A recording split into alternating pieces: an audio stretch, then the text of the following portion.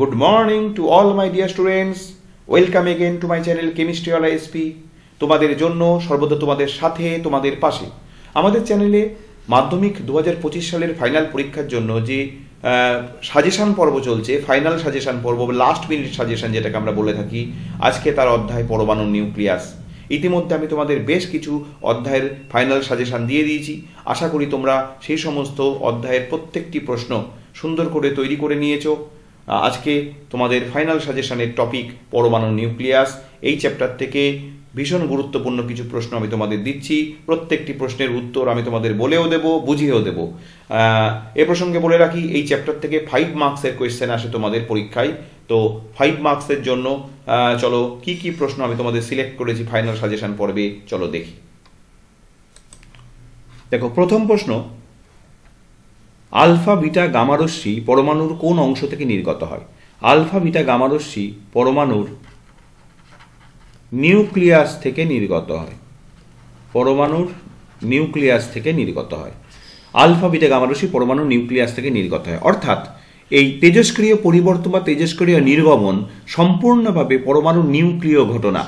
এর সাথে পরমাণুর ইলেকট্রনের কোনো ইলেকট্রন বা ইলেকট্রন মহলের কোনো সম্পর্ক নেই। তাই তেজস্ক্রিয় পরিবর্তনকে ইলেকট্রনীয় ঘটনা না বলে বলা হয়ে থাকে নিউক্লিয় ঘটনা। বোঝা গেল? আলফা বিটা গামা রশ্মি পরমাণুর নিউক্লিয়াস থেকে নির্গত হয়। 2 নম্বর, নিউক্লিয় চুল্লিতে কোন শক্তি কোন শক্তিতে রূপান্তরিত হয়? নিউক্লিয় চুল্লিতে নিউক্লিয় শক্তি, দেখো প্রত্যেকটি প্রশ্নের আমি তোমাদের উত্তর বলেও দেবো, বুঝিয়ে দেবো। নিউক্লিয় শক্তি তড়িৎ শক্তিতে রূপান্তরিত হয়। প্রত্যেকটি প্রশ্ন কিন্তু ভীষণ গুরুত্বপূর্ণ। নিউক্লিয় চুল্লিতে কোন শক্তি কোন শক্তিতে রূপান্তরিত হয়? নিউক্লিয় শক্তি তড়িৎ শক্তিতে রূপান্তরিত হয়।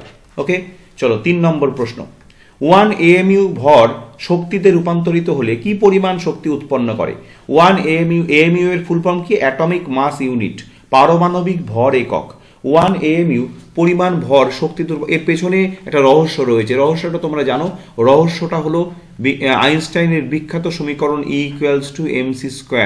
আইনস্টাইনের বিখ্যাত সমীকরণ E=mc² সমীকরণ অনুযায়ী নিউক্লিয় বিভাজন, নিউক্লিয় সংযোজন, এই সমস্ত নিউক্লিয় বিক্রিয়াতে কিন্তু শক্তি উৎপন্ন হয়। কি হয়? যারা বিক্রিয়ায় অংশগ্রহণ করে তাদের সামান্য পরিমাণ ভর কমে যায়। কোথায়? বিক্রিয়াজাত পদার্থে। অর্থাৎ ধরা যাক 100 গ্রাম কোনো পদার্থ বিক্রিয়ায় অংশগ্রহণ করলো, তাহলে তৈরি হলো 99.9 গ্রাম বিক্রিয়াজাত পদার্থ।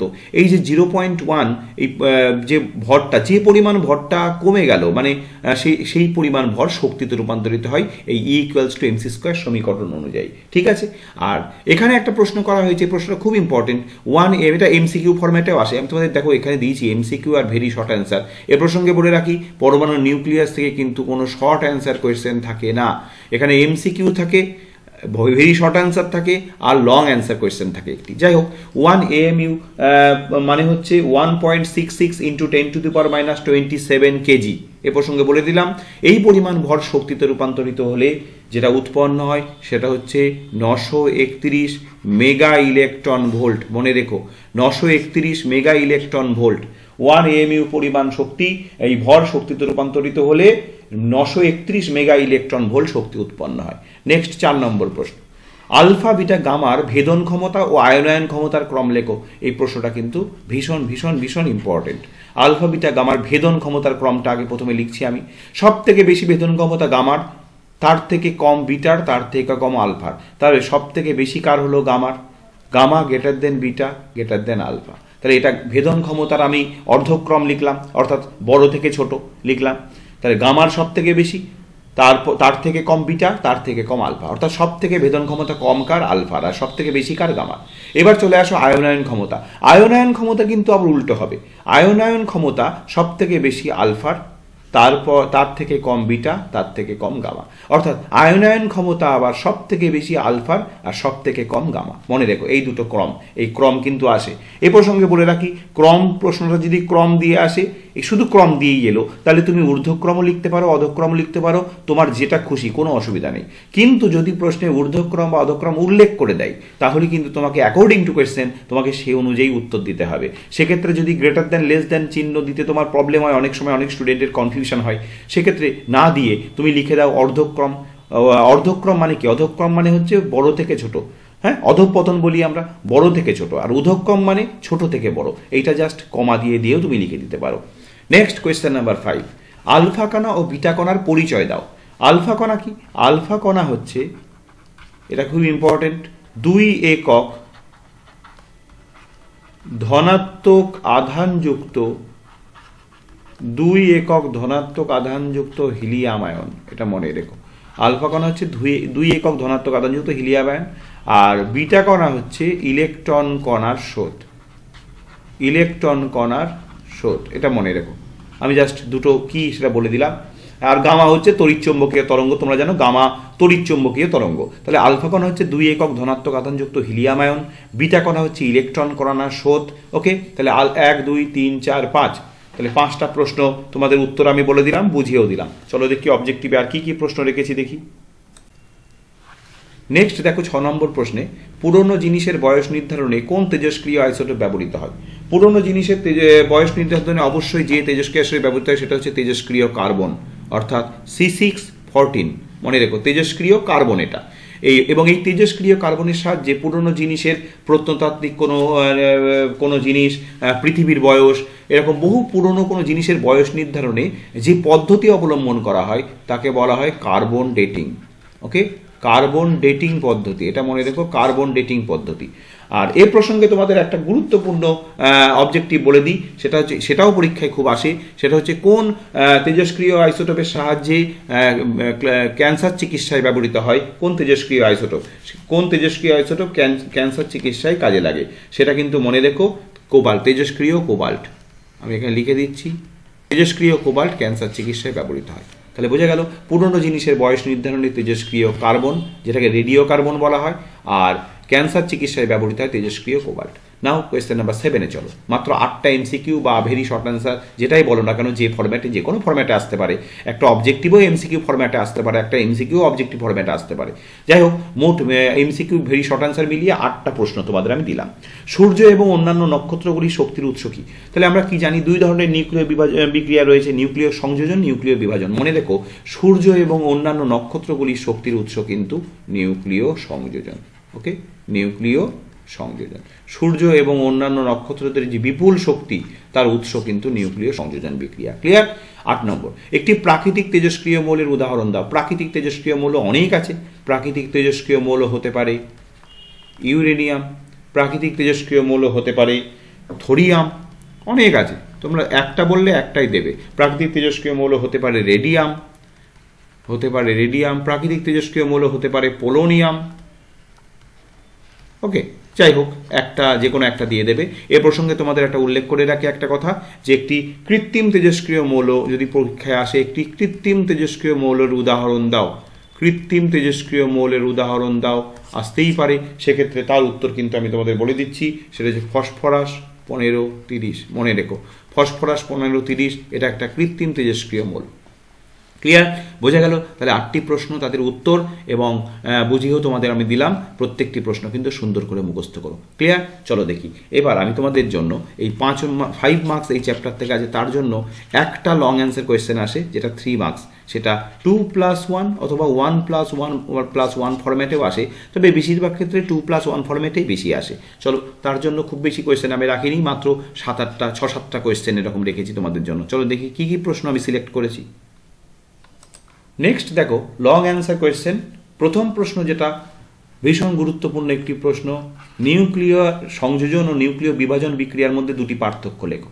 এটা একটা বক্স করে তোমরা একদম ধর্ম দিয়ে আলাদা করে লিখবে, অর্থাৎ কোন পয়েন্টের উপর বেস করে পার্থক্য, যেরকম শিখিয়েছি তোমাদের আমি 3টে পয়েন্ট করে, অর্থাৎ প্রথম পয়েন্টে ধর্ম, দ্বিতীয় পয়েন্টে নিউক্লিয় সংযোজন, তৃতীয় পয়েন্টে নিউক্লিয় বিভাজন, এইভাবে করে লিখবে।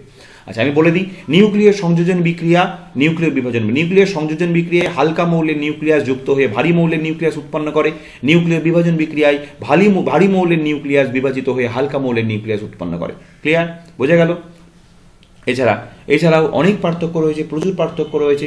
নিউক্লিয় সংযোজন বিক্রিয়ায় প্রচুর পরিমাণে তাপশক্তির প্রয়োজন হয় আগে থেকেই, যে কারণে নিউক্লিয় সংযোজন বিক্রিয়া ঘটানোর আগে নিউক্লিয় বিভাজন বিক্রিয়া ঘটিয়ে নেওয়া হয়। কিন্তু নিউক্লিয় বিভাজন বিক্রিয়ায় কোনো তাপশক্তির প্রয়োজন হয় না, যেখানে কোনো ভারী মৌলের পরমাণু নিউক্লিয়াসকে নিউট্রন কণা দ্বারা আঘাত করা হয়, করে ওটাকে হালকা দুটো মৌলের পরমাণু নিউক্লিয়াসে বিভাজিত করা হয়।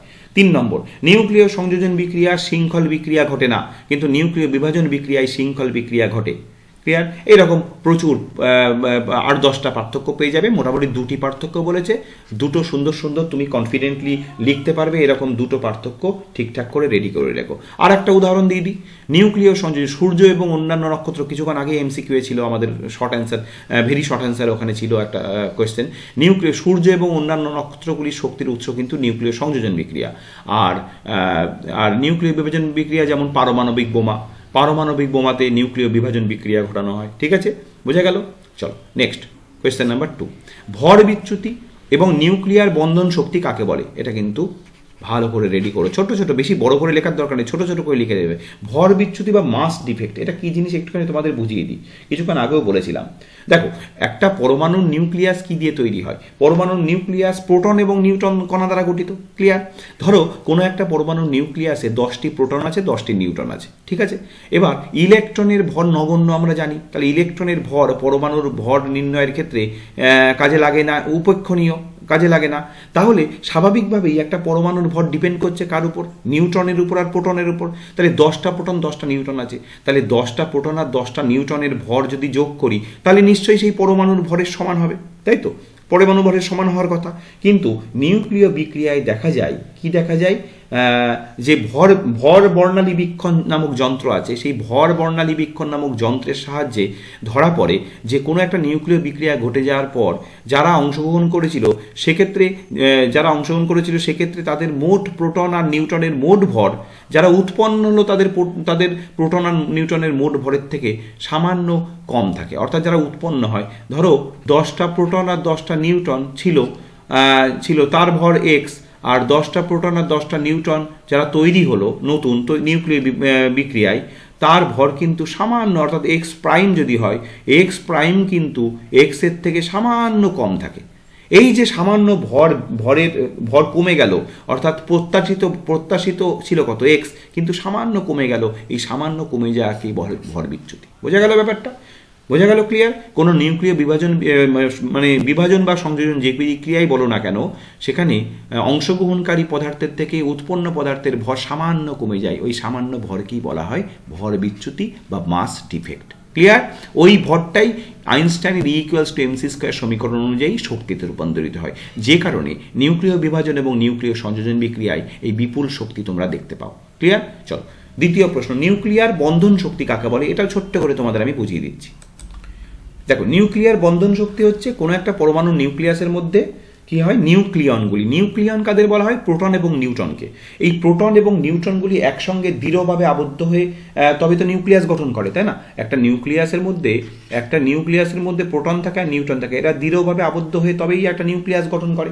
এখন এই নিউক্লিয়াস গঠন করার সময় যে পরিমাণ শক্তির মুক্তি ঘটে তাকে বলে নিউক্লিয়ার বন্ধন শক্তি। ক্লিয়ার? বোঝা গেল? তাহলে নিউক্লিয়ার বন্ধন শক্তি, তার মানে যে যত বেশি শক্তির মুক্তি ঘটবে তত নিউক্লিয়াস বেশি স্থায়ী হবে, যত কম পরিমাণ শক্তির মুক্তি ঘটবে তত নিউক্লিয়াস কম স্থায়ী হবে। বোঝা গেল? তাহলে দুটোই বুঝিয়ে দিলাম তোমাদের আমি। ক্লিয়ার? চলো 3 নম্বর প্রশ্ন, কোনো তেজস্ক্রিয় মৌলের থেকে আলফা কণা নির্গমনে নতুন মৌলের সৃষ্টি হয় কিন্তু গামা রশ্মি নির্গমনে নতুন মৌলের সৃষ্টি হয় না কেন? ব্যাখ্যা করো।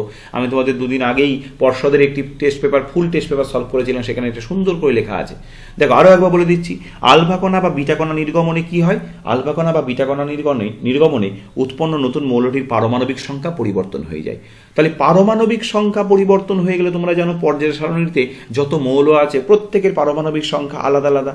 তাহলে যদি আলফা কণা বা বিটা কণা নির্গমনের ফলে পারমাণবিক সংখ্যা চেঞ্জ হয়ে যায়, তাহলে স্বাভাবিকভাবেই নতুন মৌলের সৃষ্টি হবে, তাই না? পারমাণবিক সংখ্যা চেঞ্জ হয়ে যাচ্ছে অথচ মৌল একই থাকবে, এটা হতে পারে না। তাহলে নতুন মৌলের সৃষ্টি হয়।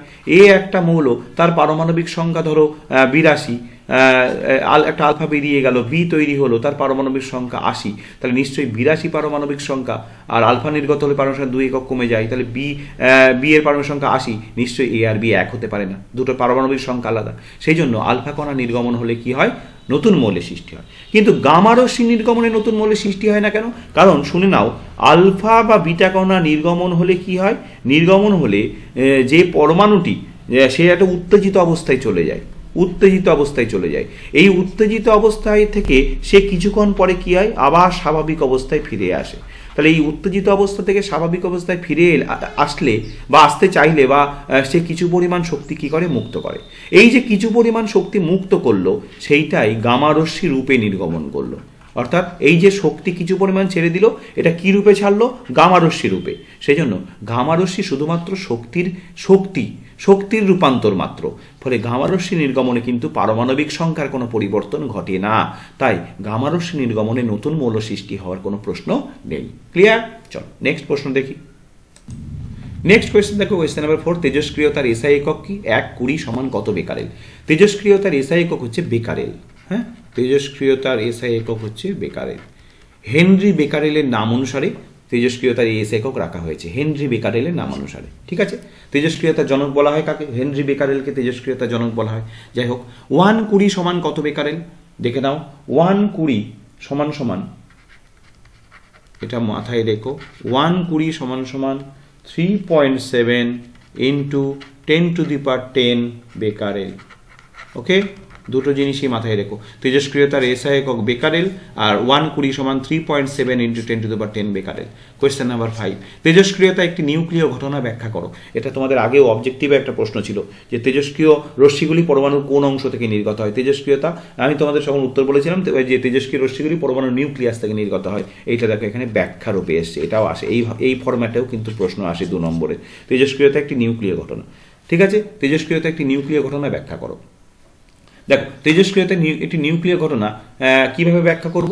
ব্যাখ্যা করবে এভাবে, ধরো 1 গ্রাম রেডিয়াম নিলাম আর 1 গ্রাম রেডিয়াম ক্লোরাইড নিলাম। এবার দেখব 1 গ্রাম রেডিয়াম নিলে তার যা তেজস্ক্রিয়তা হচ্ছে, 1 গ্রাম রেডিয়াম ক্লোরাইড নিলে তার তেজস্ক্রিয়তা কিন্তু একই হচ্ছে। খুব সুন্দর করে বুঝিয়ে দিচ্ছি, দেখো 1 গ্রাম রেডিয়াম নিয়েছি, তার যা তেজস্ক্রিয়তা, 1 গ্রাম রেডিয়াম ক্লোরাইড নিয়েছি, তারও তেজস্ক্রিয়তা একই। এখন রেডিয়ামের সঙ্গে ক্লোরিন যুক্ত হয়ে রেডিয়াম ক্লোরাইড তৈরি করেছে, তাহলে নতুন যৌগ উৎপন্ন হয়েছে। তাহলে তার তেজস্ক্রিয়তা আর শুধুমাত্র মৌল অবস্থায় থাকা রেডিয়ামের তেজস্ক্রিয়তা একই হলো। এখন ক্লোরিন রেডিয়ামের সঙ্গে যুক্ত হওয়ার ফলে তার কিন্তু ইলেকট্রনীয় অনেক পরিবর্তন ঘটেছে, তাই না? ইলেকট্রনীয় গঠনের অনেক পরিবর্তন ঘটেছে। তৎসত্ত্বেও রেডিয়াম আর রেডিয়াম ক্লোরাইডের দেখো তেজস্ক্রিয়তা একই হচ্ছে। তাহলে এখান থেকে আমি কি সিদ্ধান্ত আসতে পারি যে ইলেকট্রনের কাঠামো পরিবর্তন হলেও তেজস্ক্রিয়তার উপর কোনো প্রভাব ফেলছে না। তাহলে অবশ্যই এখান থেকে আমি সিদ্ধান্ত নিতে পারি তেজস্ক্রিয়তা একটি কি ঘটনা? নিউক্লিয় ঘটনা, ইলেকট্রনীয় ঘটনা নয়। ক্লিয়ার? চলো নেক্সট 6 নম্বর প্রশ্ন। ইউরেনিয়াম মৌলের পারমাণবিক সংখ্যা 92, ভর সংখ্যা 238। মৌলটি থেকে একটি আলফা কণা, 2টি বিটা কণা নির্গত হলে উৎপন্ন নতুন মৌলটির পারমাণবিক সংখ্যা, ভর সংখ্যা কত হবে? দেখে নাও, ইউরেনিয়াম 92, 238 আমি এখানেই দেখিয়ে দিচ্ছি। প্রথমে একটা আলফা বেরোলো, আলফা বেরোলে পারমাণবিক সংখ্যা, তাহলে আমি ধরে নিলাম এখানে মৌলটা এ, পারমাণবিক সংখ্যা 2 একক কমে, তাহলে কত হলো 90, আর ভর সংখ্যা 4 একক কমে, তাহলে কত হলো 234। বেশ, এইবার দেখো একটা দুটো বিটা কণা নির্গত হয়েছে, তাহলে প্রথমে একটা বিটা কণা নির্গত হলো, তাহলে ধরলাম আমি বি তৈরি হয়েছে, তাহলে তার ভর সংখ্যা অপরিবর্তিত থাকবে 234, কিন্তু পারমাণবিক সংখ্যা 1 একক বেড়ে যায় 91। আবার একটা বিটা কণা নির্গত হয়েছে, তাহলে সি তৈরি হলো ধরলাম, তাহলে তার ভর সংখ্যা 234ই থাকবে, কিন্তু পারমাণবিক সংখ্যা 1 একক বাড়বে 92। তাহলে দেখো এরও পারমাণবিক সংখ্যা 92 আর ইউরেনিয়ামেরও পারমাণবিক সংখ্যা 92, কিন্তু ভর সংখ্যাটা এর 238 ইউরেনিয়ামের আর সি এর 234। তাহলে নিশ্চয়ই ইউরেনিয়াম এই উৎপন্ন মৌলের পারমাণবিকতা চেয়েছে, উৎপন্ন নতুন মৌলটির পারমাণবিক সংখ্যা কত? 92, আর ভর সংখ্যা কত? 234। এবং এ প্রসঙ্গে একটা কথা বলে দিই, এই ইউরেনিয়াম আর এই সি যেটা তৈরি হয়েছে, একটা আলফা পরপর দুটো বিটা বেরোনোর পর তারা পরস্পরের কিন্তু আইসোটোপ। দেখতেই পাচ্ছ পারমাণবিক সংখ্যা 1, ভর সংখ্যা আলাদা। চলো কোয়েশ্চেন নাম্বার 7, নিউক্লিয় চুল্লিতে জ্বালানি, মডারেটর এবং নিয়ন্ত্রক দণ্ডরূপে কি ব্যবহার করা হয় লেখো। এটা কিন্তু ভীষণ ভীষণ ভীষণ ইম্পর্টেন্ট একটি কোয়েশ্চেন, শুনে নাও। নিউক্লিয় চুল্লিতে জ্বালানি, আমি এখানে পরিষ্কার করে লিখে দিচ্ছি, নিউক্লিয় চুল্লিতে জ্বালানি হচ্ছে ইউরেনিয়াম 92, 235, এটা হচ্ছে জ্বালানি। ওকে, মডারেটর, মডারেটর, মডারেটর হিসেবে কি ব্যবহার করা হয়? ভারী জল বা গ্রাফাইট, শুনে নাও, ভারী জল বা গ্রাফাইট। আর নিয়ন্ত্রক দণ্ড হিসেবে কি ব্যবহার করা হয়, যেটাকে কন্ট্রোল রড বলে, নিয়ন্ত্রক দণ্ড হিসেবে ব্যবহার করা হয় ক্যাডমিয়াম দণ্ড। ওকে, তিনটে জিনিসই আমি এখানে লিখে দিলাম। জ্বালানি হিসাবে ইউরেনিয়াম 92-235, মডারেটর হিসাবে ভারী জল বা গ্রাফাইট, আর নিয়ন্ত্রক দণ্ড হিসাবে ক্যাডমিয়াম। ক্লিয়ার? চলো, আর বেশি প্রশ্ন নেই, একটা দুটো প্রশ্ন আছে, দেখো আর মাত্র দুটো প্রশ্ন। এ 86-222 থেকে বি 84-210 তেজস্ক্রিয় পরিবর্তনে নির্গত আলফা বিটা কণার সংখ্যা নির্ণয় করা আমি তোমাদের বহুবার শিখিয়েছি, আরও একবার শিখিয়ে দিই। এ 86-222 থেকে বি 84-210, দেখো এখানে ভর সংখ্যার পরিবর্তন কত? ভর সংখ্যার পরিবর্তন হয়েছে 222 থেকে 210, 12। তাহলে এই ভর সংখ্যার পরিবর্তনকে 4 দিয়ে ভাগ করে দাও। ভর সংখ্যার পরিবর্তন কত হয়েছে? 12। সুতরাং আলফা কণা কত? ভর সংখ্যার পরিবর্তনকে 4 দিয়ে ভাগ করো, তাহলে কটি হবে? 3টি। সবসময় মনে রাখবে যে ভর সংখ্যার পরিবর্তনকে 4 দিয়ে ভাগ করলে আলফা কণা বেরিয়ে যায়। ঠিক আছে? কেন বেরোয়? কারণ আলফা কণা নির্গত হলে ভর সংখ্যা 4 একক কমে যায়, সেই কারণে। আর বিটা কণা কি করে বের করবে? বিটা কণা হচ্ছে যে কটা আলফা বেরোলো তাকে 2 দিয়ে গুণ করো, করে মাইনাস এই পারমাণবিক সংখ্যার পরিবর্তন, এখানে 86, এখানে 84, কত? 2। ব্যাস, তার মানে উত্তর হলো কটি? 4টি। তাহলে আলফা হয়ে গেল কটি? 3টি, আর বিটা হয়ে গেল 4টি। ওকে, বোঝা গেল ব্যাপারটা? ক্লিয়ার? এইভাবে বের করতে হয়। বাদিক আর ডান দিকে ভর সংখ্যার পরিবর্তন বের করো, তাকে 4 দিয়ে ভাগ করে দাও, আলফা বেরিয়ে গেল। বাদিক ডান দিক পারমাণবিক সংখ্যার পরিবর্তনটা বের করে রেখে দাও। এইবার যে কটা আলফা বেরোলো তাকে ডবল করো, 3 দুগুণে 6, এখানে 6 থেকে এই পারমাণবিক সংখ্যার পরিবর্তনটা বিয়োগ করে দাও, ব্যাস হয়ে গেল। 8 নম্বর। 9 নম্বর তথা শেষ প্রশ্ন আজকের ফাইনাল সাজেশন পর্বের, শৃঙ্খল বিক্রিয়া কাকে বলে বা চেন রিয়াকশন কাকে বলে সেটা বইয়ে সুন্দর করে রয়েছে, একটু দেখে নিও। চেন রিয়াকশন কি? ইউরেনিয়াম 92-235কে একটা নিউট্রন কণা দ্বারা, মানে নিউক্লিয় বিভাজন বিক্রিয়া যেটা আর কি, সেটাকে যদি নিয়ন্ত্রণ না করা যায় সেইটা কিছুক্ষণের মধ্যে প্রচুর পরিমাণে নিউটন গুণোত্তর প্রগতিতে বেরোতে শুরু করে এবং সেটা একটা ভয়ঙ্কর বিক্রিয়া রূপ ধারণ করে, যেটাকে আমরা চেন রিয়াকশন বা শৃঙ্খল বিক্রিয়া বলি। ঠিক আছে? ইউরেনিয়াম 92-235 তাকে নিউটন দ্বারা আঘাত করলে, আচ্ছা একটি রেখাচিত্রের সাহায্যে দেখাতে বলেছে, আমি রেখাচিত্রের সাহায্যে দেখিয়ে দিই, চলো পরিষ্কার করে দেখিয়ে দিই। ইউরেনিয়াম 92-235 তাকে একটা নিউটন কণা দ্বারা আঘাত করা হলো, আঘাত করলে এটা দুটো উৎপন্ন করলো বেরিয়াম আর উৎপন্ন করলো ক্রিপ্টন, সেই সঙ্গে উৎপন্ন করলো 3টে নিউটন, আরও অতিরিক্ত 3টে নিউটন। এইবার এই প্রতিটা নিউটন আবার ইউরেনিয়াম 92-235কে অ্যাটাক করলো, কারণ একটা পরমাণু নেওয়া তার সম্ভব নয়, একটুখানি তুমি নিচ্ছ মানে সেখানে প্রচুর ইউরেনিয়াম রয়েছে, তাহলে এই নিউটন প্রত্যেকটা আবার ইউরেনিয়াম 92-235কে অ্যাটাক করবে, আবার প্রত্যেকটা। তাহলে এখান থেকে আবার বেরিয়াম ক্রিপ্টন আর সেই সঙ্গে 3টে নিউটন, সেই সঙ্গে 3টে নিউটন, সেই সঙ্গে 3টে নিউটন, ফলে কিছুক্ষণের মধ্যেই বিক্রিয়াটা, তাহলে প্রথমে নির্গত হলো 3টে, তারপরে নির্গত হলো দেখো 9টা, তারপরে 27টা হবে, এইভাবে মানে ভয়ঙ্করভাবে নিউটন নির্গত হতে শুরু করবে, ফলে বিক্রিয়াটা শৃঙ্খল বিক্রিয়া বলে।